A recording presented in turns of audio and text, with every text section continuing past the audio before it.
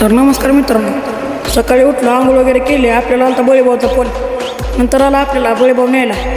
मग काय बळीभाऊन मी चाललेलो. नंतर गाडीत आपलं थोडं पेट्रोल भरलं.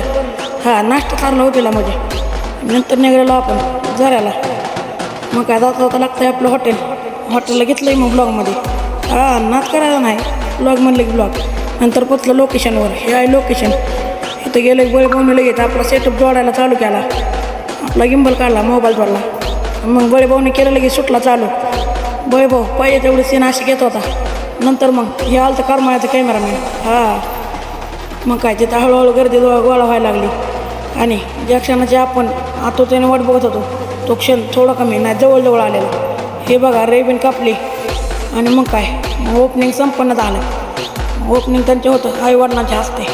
मग तेवढं केलं. आणि मग क्लायंटचे थोडे फोटो काढायचे होते, तेवढे बळीभाऊने काढून घेतले. आणि नंतर गिंबल आपला ठेवला.